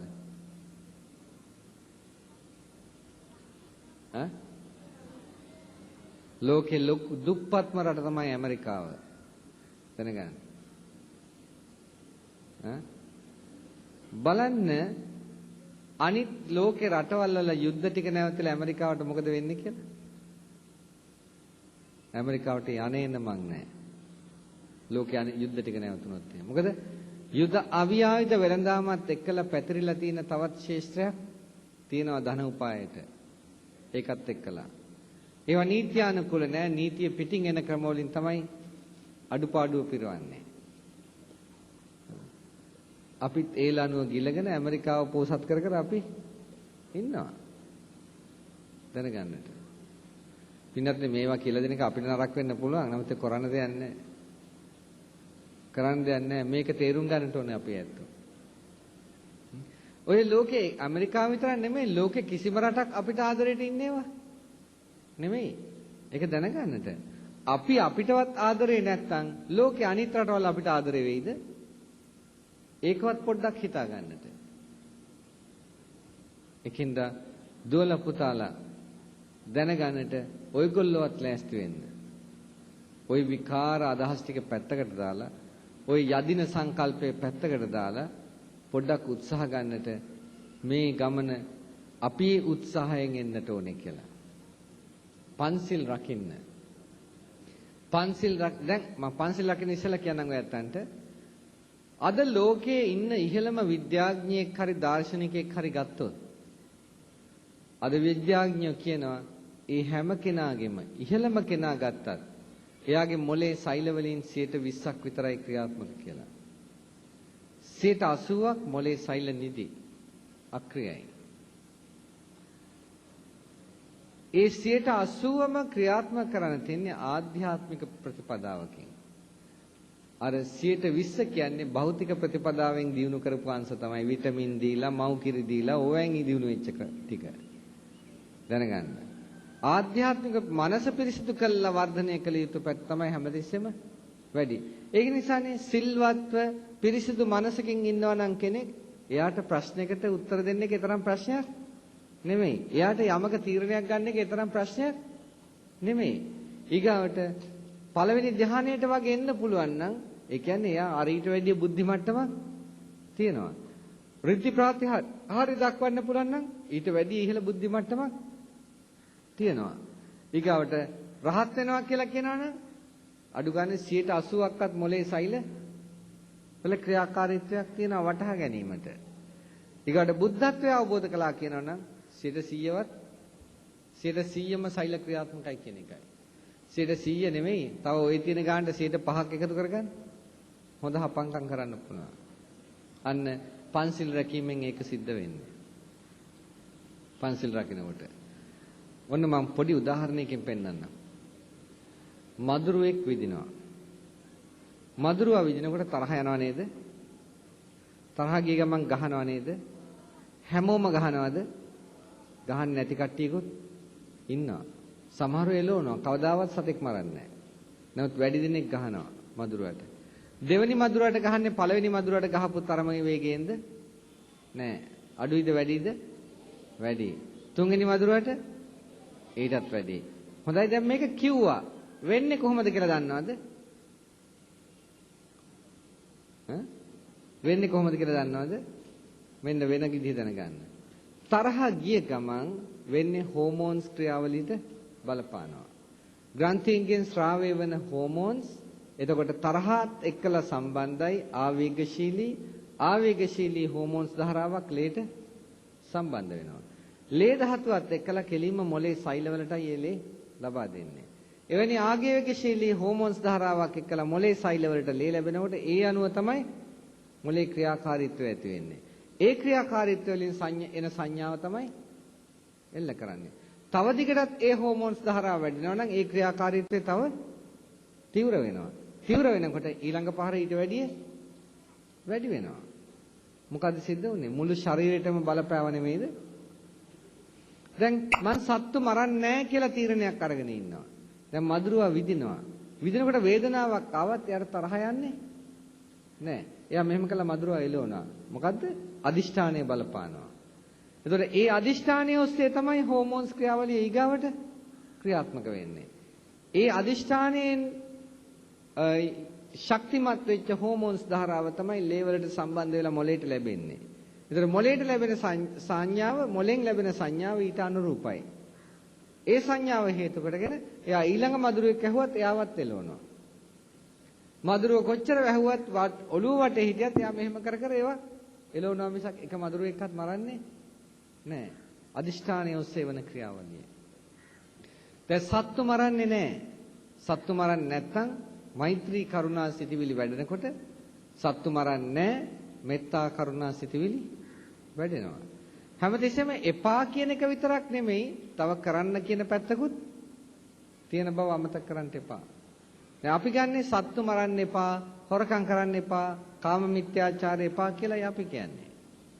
නමුත් බුදුහාඳුර කියන්නේ සත්තු මරන්න එපා. පානාති පාතා පටිවිරතෝ හෝති. නිහිත දණ්ඩෝ නිහිත සත්තෝ ලජ්ජී දයාපන්නෝ. දඬු බහා තබන්න, සැත් බහා තබන්න, ප්‍රාණඝාතේ ලැජ්ජා වෙන්න. දඬු බහා තබන්න කියන්නේ පොළු මුගුරු අයින් කරන්න. අවියාවිද අයින් කරන්න. ලැජ්ජී ඒවා තබා ගැනීමෙන් ලැජ්ජා වෙන්න. දැන් බලන්න පළවෙනි සිල්පදයේ සමාදන් වෙනකොට බෞද්ධ ප්‍රතිපදාවේ පොළු මුගුරු අයින් කළා ඒවා දැරීමෙන් ලැජ්ජා වෙන්න කියනවා. ඔයගොල්ලෝ බුදුහාමුදුරන්ගේ දෙපැත්තේ තියාගෙන ඉන්න දෙයියෝ දෙන්නගේ අත්වල මොනවද තියෙන්නේ? මොනවද තියෙන්නේ?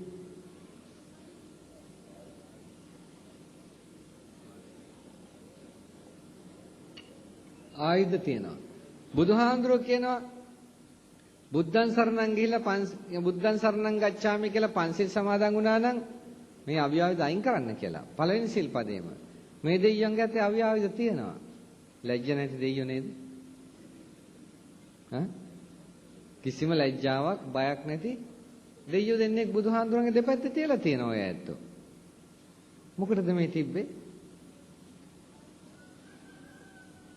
කොහෙන්ද අපිට තියෙන සම්බන්ධය මේ දෙයියන්ගේ? අවිදරණ දේවතාවෝ බුදුදහමේ උගන්වන්නේ නැහැ. බුදුදහමේ දේවතාවෝ කියන්නේ කුසල ශක්තියකින් ඉපදිලා තියෙන කට්ටියක් බව දන්නවනේ. නේද? මේ රජකම් වල ඔටුනු දාගත්ත රජවරු වගේ පිරිසක් නෙමෙයි බුදුදහමේ දේවතාවෝ කියන්නේ. ඒගොල්ලෝ කුසල ශක්තියකින් ඉපදිලා තියෙන අය. ඒගොල්ලෝ අවිදරණ පිරිසක් නෙමෙයි කොහොමදවත්. ඒගොල්ලන්ගේ දේව ශක්තිය නිසා ඒගොල්ලන්ට අවිය ඕනෙත් නෑ. පුණ්‍ය රිද්ධි තියෙනවා ඒගොල්ලන්ට. පුණ්‍ය රිද්ධි නිසා අවිය ඕනේ නෑ ඒගොල්ලන්ට. එහෙනම් බෞද්ධ සංකල්පයේ දෙයියෝ නෙමෙයි කියන බව පැහැදිලි නේද හොඳටම? එතකොට මම අපෙන් අහන සමහරව ඒතකොට Hindu බෞද්ධය කියලා දෙයියෝ වෙන් කරන්නේ මොකටද කියලා. වෙන් කරන්නේ දෙකක් තියෙන හින්දා.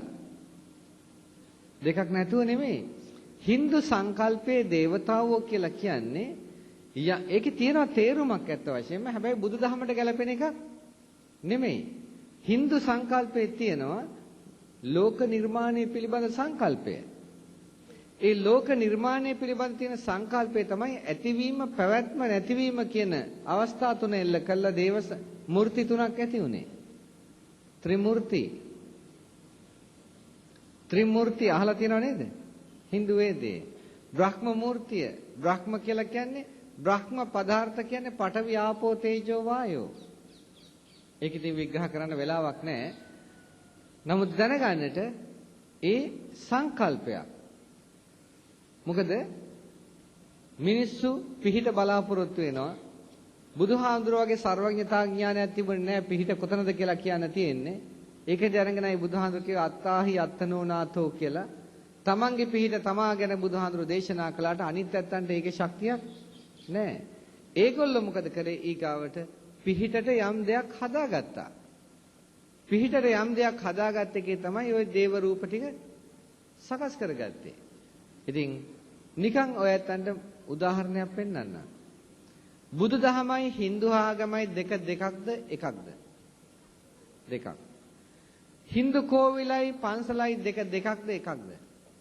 දෙකක්. Hindu කෝවිලකට ගිහිලා තියනවද? ගිහිල්ලා තියනවා නම් බලන්න Hindu කෝවිලේ බුද්ධ රූපයක් තියනවද කියලා? නෑ. කොහක්වත් බුද්ධ රූපයක් Hindu කෝවිලේ නෑ. නමුත් Hindu කෝවිලේ ඉන්න ඔක්කොම දෙයියෝ බුදුහාඳුරන්ගේ දෙපැත්තේ නැද්ද? නැද්ද? තියෙනවා. එතකොට කොහොමද මේක වුනේ? සාධාරණත්වයක් තියෙනවා නම් එහෙනම් බුදුහාඳුරොත් Hindu කෝවිලේ ඉන්නට ඕනේ. ඇයි බුදුහාඳුරෝ Hindu කෝවිලේ නැතෝ Hindu දෙයියෝ විතරක් බුදුහාඳුර තැනට ආවේ කොහොමද? විනත්නි Hindu ඇත්තෝ ඒගොල්ලෝ අදහන ආගම දන්නව මොකද්ද කියලා. ඒගොල්ලෝ බුද්ධ ආගමක් දන්නව මොකද්ද කියලා. බුදුහාඳුර කිව්වේ මොකද්ද කියලා. මේ දෙකේ වෙනස ඒගොල්ලෝ දන්න නිසා ඒගොල්ලෝ දන්නවා බුදුහාඳුර අනිත්‍යයි දුකයි අනාත්මයි කිව්වා. Hindu ආගම නිට්ටයයි දුකයි නිට්ටයයි සුඛයි ආත්මයි කියලා කිව්වා. මේ දෙක ගැලපෙනවද? නෑ. නොගැලපෙන හින්දා ඒගොල්ලෝ බුදුහාඳුරන්ගේ දෙන්න ගෙනාවේ නෑ. අපේ ඇත්තෝ අපේ ආගම දන්නෙත් නෑ. Hindu ආගම දන්නෙත් නෑ.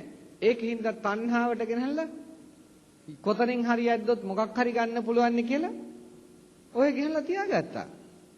ඒකයි කළේ. බුදුහාඳුරෝ කියනවා ඔය ඇත්ත මොනවද? ඉෂ්ඨකාන්ත මනාප ආයුෂ වර්ණ සැප යසස ස්වර්ගය.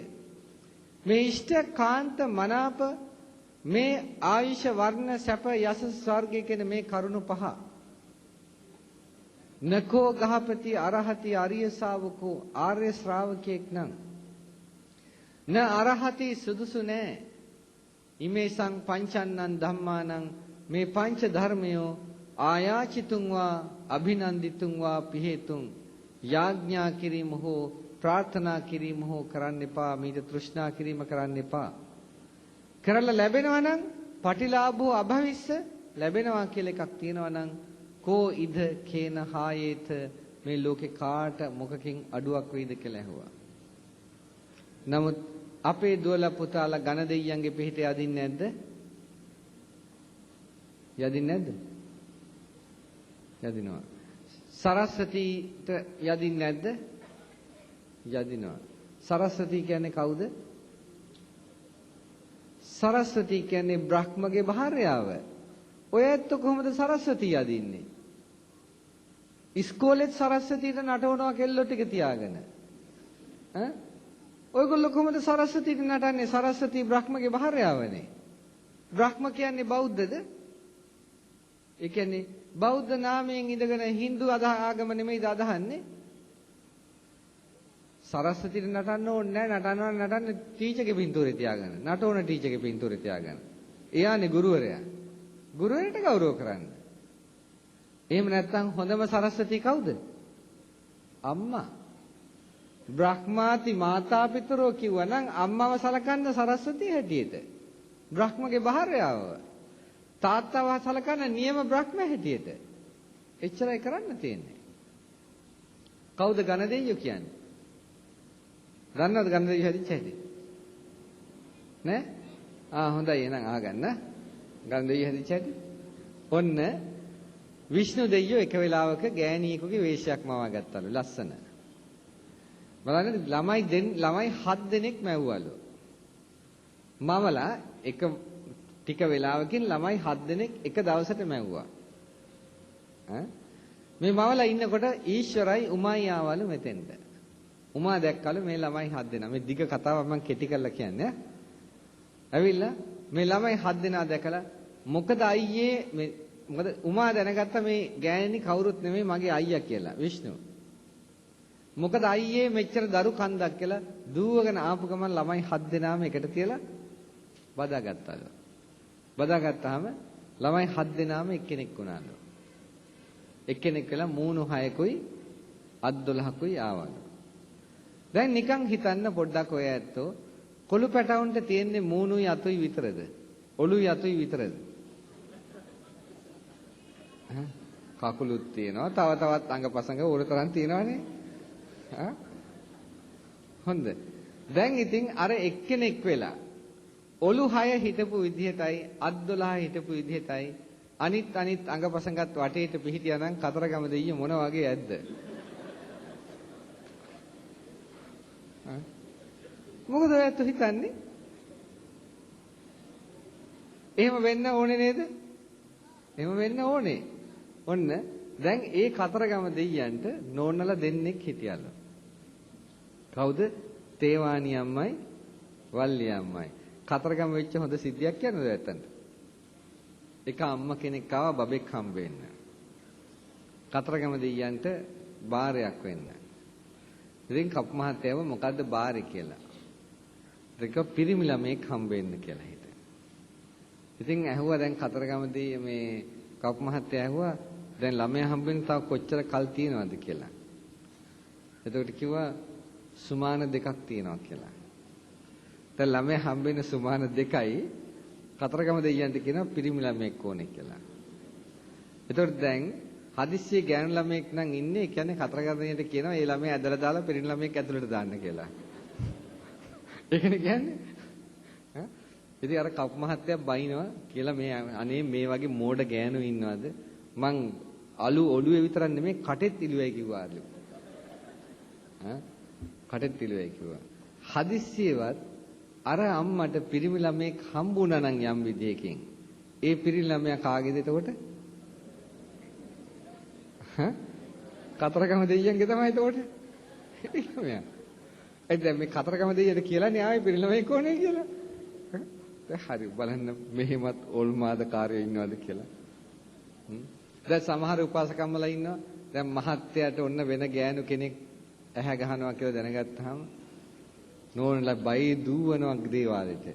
ගිහලා අනේ ලොකු පූජාවට්ටියක් හදාගෙන කතරගම දෙයියන්ට කනලව් කරනවා. අනේ දෙයියනේ මගේ මහත්තයාව බේරලා දෙන්න අර ගෑණිගෙන් අර හැතිරිය මගේ මිනිහා නැති කරන්න හදනවා කියාම කියනවා නේද? කියන්නේ නැද්ද? එහෙම තමයි කියන්නේ. කියලා ඊට පස්සේ ඉතින් කතරගම දෙයියෝ අහගෙන ඉන්නවලු මේ උපාසකම්මා කියන දේ. ඉතින් බලනවා කතරගම දෙයියෝ කාගෙන්ද මේ කියන්නේ කියලා. බලනවා මහත්තයා දිහා දිවනෙත් යමලා ඇත්තද මේ කියන කාරණේ කියලා. හැබැයි බලනකොට දකින්න ඇත්ත තමයි ටිකක් ඇහැට කනට පේන නෝනා කෙනෙක්ව තමයි මේ මහත්තයා අල්ලන්න යන්න හදන්නේ කියලා ඒකම කතරගම දෙයියන්ට මතක් වෙනවා. ඉතින් දෙයියනේ ඉතින් මොකද්ද ඔක් කරගත්තට මාත් ඒ වගේ කෙනෙක් නේ මොකද ඔය තරම් ප්‍රශ්නයක් තියෙන්නේ කියලා.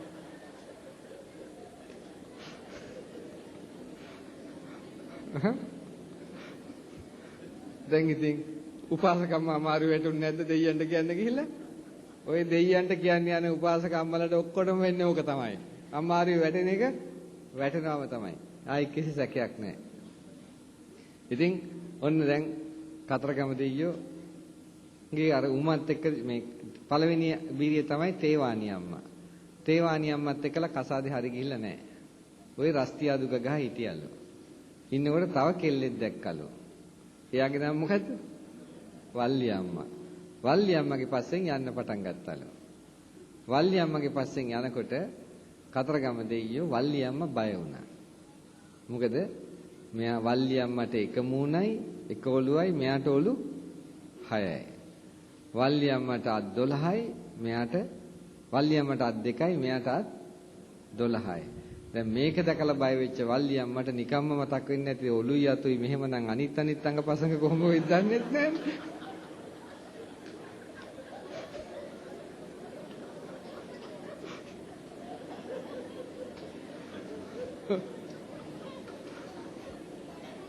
ඉතින් වල්ලි අම්මා බයේ දිව්වා. හරිද? වල්ලි අම්මා බයේ දුවනකොට අනේ පින්නත්නි ඊගාවට මොකද උනේ? කතරගම දෙයියොත් අතෑරියේ නෑ ෆුල් ට්‍රයි දාලා දිනවා කතරගම දෙයියෝ. ඉතින් පස්සේ හරි ගියේ නෑ අප්සෙට් ගහලා හිටියා ඔය. ඉන්නකොට මල්ලි ආවා. මල්ලි ඇවිල්ලා ඇහුවා මොකද අයියේ මේ කියලා. එතකොට විස්තරේ කිව්වා. කිව්වා අයියෝ ඔක සිම්පල් නේ මං කරලා දෙන්නම් කිව්වා වැඩේ. කොහොමද කරන්න කියලා අප්පම කිව්වා. මෙන්න මම පැන් කෙන්ඩියක් දෙනවා මේකත් අරගෙන ඔයා අන්න ගඟේ අහවල් තැනට ගිහිල්ලා එන්න. වල්ලි අම්මා ඔතෙන්ටයි නාන්න එන්නේ. වල්ලි නාන්න ආපු වෙලාවට මං එන්නම් පිඹගෙන හොඳ ඇත්වේශයක් මවාගෙන ඔයා ඒ හරියෙන් හිටපුවාම වල්ලි බය වෙයි.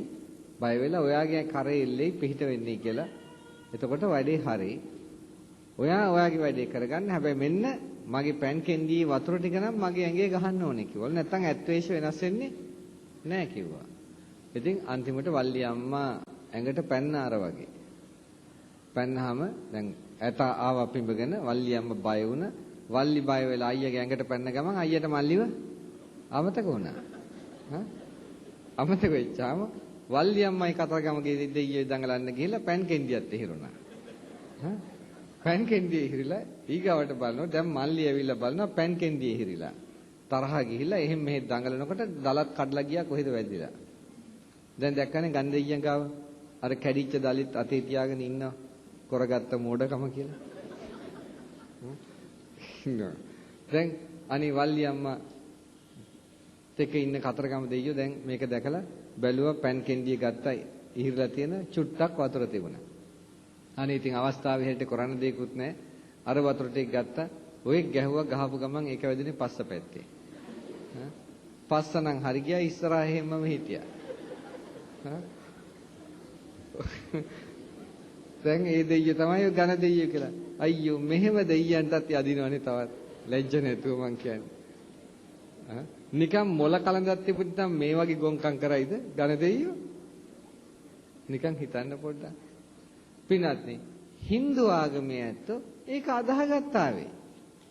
මොකද Hindu ආගමේ ඇත්තන්ට ඒකේ මොකක් හරි එක නිත්‍ය සංකල්පයේ ඇතිවෙච්ච දර්ශනයක් මත ගොඩනගා ගත්තා. අපිට බුදුහාමුදුරුවෝ කිව්වේ ටිකක් හිතලා යමක් බාර ගන්න කියලා. මේ මොකද්ද මේ කරන්නේ? පින්වත්නි යහපත කැමතිනම් කරුණා කළා අදම ගිහිල්ලා ඔය දෙයියන්ගේ පින්තූර ටික බුදුහාඳුරු ගාවින් අයින් කරන්න. ඔයත් බය වෙන්න එපා අයින් කරන්න. මම දන්නවා මෙහෙම කියනකොට අම්මලා තමයි බය දඟලන්නේ දැන්. තියෙනවනේ. සමහර අම්මලා හරි බයයි. ඇයි? දෙයියෝ සාප කරයි කියලා. නේද?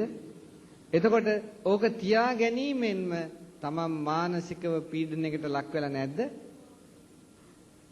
තියාගත්ත වෙලාවෙ ඉඳන් බය නෙමෙයිද ඔයයන්ගේ හිතේ තියෙන්නේ? බුදුදහමේ එහෙම වෙන්න හේතුවක් නැහැ. අයින් කරන්න කියනකොට බය දඟලනවා නම් දෙයියෝ සාප කරයි කියලා එහෙනම් දෙයියෙක් වෙන්න පුළුවන් කමක් නැහැ. ඔයත් කිසි බයක් වෙන්න එපා. ඔයත් අයින් කරන්න මේක. අයින් කරන්න බය නම් මං ඔයත්ට උදව් කරන්නම් ඔයගොල්ලන්ගේ යහපත පිණිස. මේ කියන්නේ වගකීමක් ඇතුවයි සෙල්ලමට කියනව නෙමෙයි. ඔයගොල්ලන්ගේ හිනස්සන්න කියනවත් නෙමෙයි මේ වගකීමක් ඇතුවයි කියන්නේ. ඔයත් වහාම ගිහිල්ලා ওই දෙයියන්ට කියන්න මෙන්න මේ කළුබෝයිල බුද්ධඝෝෂ විද්‍යාලයේදී ගංගොඩිල සෝම කියන හාමුදුරු කෙනෙක් ඇවිල්ලා දෙයියනේ අද බණක් කිව්වා කියලා අපිට කිව්වා ওই දෙයියෝ තියා ගැනීමෙන්ම අපේ ඇති වෙන්නේ හැමතිස්සෙම තණ්හාව කියලා. ඇත්තයි දෙයියනේ ඉතින් අපි මේක තියාගෙන ඉන්නේ හැමතිස්සෙම අපි මොකක් හරි ඉල්ලන්නනේ නැද්ද? ඉල්ලන්නද තියාගෙන ඉන්නේ නැද්ද? ඉල්ලන්න. මොකක් හරි ඉල්ලන්නනේ. ඉතින් අපේ තණ්හා වැඩෙන එක ඉතින් ඇත්ත තමයි. ඉතින් තණ්හා වැඩිච්චාම හොඳට පැහැදිලි කරලා දුන්න අපායට තමයි යන්නේ කියලාත් අපායට යන බවත් කිව්වා. අනේ දෙයියනේ අපි නම් අපායට යන්න කැමැත්තක් නැහැ. ඒකින්ද හාමුදුරුවෝ කිව්වා අපායට යන හින්දා ඔය අයින් කරන්න කියලා. ඉතින් අයින් කරන්න සිද්ධ වෙනවා. හැබැයි යම් විදියකින් දෙයියෝ අපිව මේ දෙයියෝ දැනගන්න අපිව මුලා වෙලා තියෙනවා නම් යම් විදියකින් ඒ අපිව මුලා කළේ වෙන කවුරුත් නෙමෙයි. අපිව මුලා කළේ කවුද? ගංගොඩවිල සෝමහාමුදුරුවෝ. ඒකින්ද දෙයියෝ උදහස් වෙලා යම් කිසික අපට දඬුවමක් එහෙම කරන්න බලාපොරොත්තු වෙනවා නම් අනේ ඒ දඬුවමෙන් අපිව නිදහස් කරන්න. මොකද මේ අපිව සම්පූර්ණයෙන් නමගේ ඇව්වේ වෙන කවුරුත් නෙමෙයි ගංගොඩවිල සෝමහාමුදුරුවෝ. ඒ නිසා දෙයියෝ දෙන දඬුවමක් තියෙනවා නම් අන්න සෝමහාමුදුරුවෝ කියනවා ඒ දඬුවම සෝමහාමුදුරන්ට දෙන්න ඒක ලෑස්තියි කියලා. ඔය දෙයියනේ දෙන්න තියෙන දඬුවමක් තියෙනවා නම් සෝමහාමුදුරන්ටම ගිහිලා දෙන්න අපිව බේරලා කියලා කියන්නේ දෙයියන්ට. කිසි ප්‍රශ්නයක් නැහැ. මං ලෑස්ති දෙයියන්ගේ දඬුවම බාර ගන්න. ඉතින් මං ඕක කියපුවාම ගිය ජනවාරි 1 වෙනිදා ඒක පුතේ අම්මට ගිහිල්ලා කියලා අම්මේ සෝමහාඳුර කිව්වා අද බනට සෝමහාඳුරන්ගේ ඇපේට තියලා අයින් කරන්නයි කියලා ගෙදර අවුරුදු 20ක් තීච්ච ඊශ්වර පින්තූරය අරගෙන වීසි කළා. අම්මා දැන් බයේ අඬනවලු කෑ ගහනවලු අම්මා ගෙදර. ඊගාවට දැන් ඒ ළමයාගේ අක්කත් ඇවිල්ලා දඟලනවලු. පස්සේ අක්කා මට ටෙලිෆෝන් කරා. ටෙලිෆෝන් කළා කිව්වා හාමුදුරනේ මල්ලි හාමුදුරුවෝ ඇපේට තියන්නේ කියලා මෙන්න මේක වීසි කළා අපේ ගෙදර මේක අවුරුදු 20ක් විතර තීච්ච එකක්. මේ අම්මා දැන් බයේ අම්මා දැන් අඬනවා මොකද මේකට කරන්නේ කියලා. මං කිව්වා මොකටද අඬන්නේ? දැන් මල්ලි ඒක වීසි කරේ මාව ඇපේට තියලානේ. ඉතින් මං ඉන්නවා ඇපේට. කලබල වෙන්න එපා. මං ඉන්නවා ඇපේට. අම්මට කරදරයක් වෙන්නෙත් නැහැ. ඔයාට කරදරයක් වෙන්නෙත් නැහැ. මල්ලිට කරදරයක් වෙන්නෙත් නැහැ. වෙන දෙයක් තියෙනවනම් මට වෙයි කිසි ප්‍රශ්නයක් නැහැ කියලා. අනේ පින්නත් දැන් මාස 4කුත් ඉවරයි. ඉතින් කිසි ප්‍රශ්නයක් නැහැ මොකක්වත්. අපි දෙගොල්ලම හොඳින් ඉන්නවා යහතින්. මොකක්වත් නැහැ. සමහරු කියනවා දැන් ඇවිල්ලා අනේ හාමුදුරනේ පුදුම මානසික සුවයක් තියෙනවා කියලා දැන්. මේවා අයින් කරාට පස්සේ බැඳීම් ගොඩකින් නිදහස් වුණා. පුදුම සහනයක් තියෙනවා කියලා. පින්නත්නි ඒ නිසා ඔය ඇත්ත පන්සිල් රකින්න කිසි යකෙකුට බය වෙන්න උවමනාවක් නැහැ. පන්සිල් රකින්නවා නම් පන්සිල් රකින්නයි කියන එකෙන් අදහස් කරන්නේ කැඩෙන්නේ නැහැ කියන එක නෙමෙයි. කැඩෙන්නේ නැත්තම් රකින්නේ කියලා කියන දෙයක් තියෙනවද? කැඩෙනවා. හැබැයි පන්සිල් රකින්න කියන එකෙන් අදහස් කරන්නේ සමාදන් වෙන්න, සමාදන් වෙලා රකින්න උත්සාහ ගන්න. බැරිද පුතාලට කරන්න? පුළුවන්. බැරිද? පුළුවන්. රකින්න උත්සාහ ගන්න. උත්සාහ අරගෙන ඉන්නකොට කැඩෙයි. කඩන්න එපා. කැඩෙයි. කැඩුනොත් ආයිත් අදිෂ්ඨාන කරනවා. ආයි කරගෙන යනකොට ආයි කැඩෙයි. ආයිත් අදිෂ්ඨාන කරනවා. ඔහොම ක්‍රමක්‍රමයෙන් යනකොට පුරුද්ද කැඩෙනවා. පුරුද්ද කැඩිච්ච ගමන් Tamanට පුදුම ශාන්තියක් අත් වෙනවා. හැමතිස්සෙම මොලේ හෝමෝන්ස් ක්‍රියාවලිය හොඳයි ඊට පස්සේ. හැමතිස්සෙම හෝමෝන්ස් ක්‍රියාවලිය හොඳ නිසා හැමතිස්සෙම මොලේ සෛල ප්‍රසන්නව ක්‍රියාකාරී වෙනවා. ධාරණ ශක්තිය වැඩෙනවා. ස්ථානෝචිත ප්‍රඥාව වැඩෙනවා. පාඩම් කරන දේවල් මතක හිටිනවා. කල යුත්තන කල යුත්ත තීරණය කරගන්න පුළුවන්. ඊටා වේගයෙන් බුද්ධි වර්ධනය සිද්ධ වෙනවා. බලන්න උත්සාහ කළා පාඩම් කරන්න ගත්තාම ඒ පාඩමට සම්බන්ධ අනිත් ඒවා නිකම්ම ගලාගෙන එනවා. වැටහිම එනවා. මොලේ කිලුට කරගන්න එපා. ටයිටැනික් වලින් කලේ ඉස්කෝලේ මොලේ කිලුට කරපු එක. බුද්ධියක් තිබුණා නම් කවදාවත් කිසිම ඉස්කෝලේ ඕවා පෙන්වන්නේ නැහැ. කිසිම විදිහකින්. ওই ජරා වැඩ කරන්නේ නැහැ. මට දැන් තේරෙන්නේ නැති මොකද්ද මම කියන්නේ කියලා නේ. මොකද්ද කිව්වේ කියලා ඔයයන්ට. හොඳයි. මේ බුදුමග විතරයි ඔයයන්ට තියෙන්නේ. වෙන මගක් ඔයයන්ට නැහැ. නත්ති මේ සරණං අඤ්ඤං බුද්ධෝ මේ සරණං වරං කියලා මේ මග පිහිටන්නට. ඒ පිහිටීමෙන් ඒකාන්තයෙන්ම ඔයයන්ට දෙලොව ශාන්තිය සැලසෙනවා. දැන් නම් මට දානෙට යන්නත් තියෙනවා ඉක්මනින්. ඉතින් ඒ නිසා මෙතනින් ධර්ම දේශනාව අවසන් කරනවා. අද ධර්ම ශ්‍රවණය කිරීමෙන් මේ රැස් කරගත්තා වූ සියලු කුසල ශක්තියින් පරලෝසප ඥාතීන් වේද අනුමෝදන සූපත් වෙත්වා කියලා හිතාගෙන ඥාතීන්ට පින් දෙන්න සාදුකාරයක් දෙන්නට. ඒ වගේම ස්ථානාධිග්‍රහිත ඉෂ දේවතාදී දේව සමූහය වේද මේ පින් අනුමෝදන්න දෙවියෝ ප්‍රාර්ථනීය සැපයටපත් වෙත්වා අපට ආශිර්වාද සලසා දෙත්වා. මේ කිව්වේ අර දෙයියෝ නෙමෙයි මේ කිව්වේ අපේ බෞද්ධ සංකල්පයේ ඉන්න දේවතාවන් ගැන කිව්වා. ඒ දේවතාවෝ ගැනයි. නිවන් අරමුණු කරලා ඉන්න දේවතාවෝ. ඒ ඇත්තන් මේ පින් අනුමෝදන්න සුවපත් වෙත්වා ප්‍රාර්ථනීය සැපයටපත් වෙත්වා කියලා සාදු කියලා දෙවියන්වත් පින් දෙනවා. හැම දිනකටම මේ රැස් කරගත්තා කුසල ධර්මයේ මහිමෙන් පරම ශාන්තිය වූ නිර්වාණ සුවේද වේවා කියලා සාදු කියලා ප්‍රාර්ථනා කරනවා.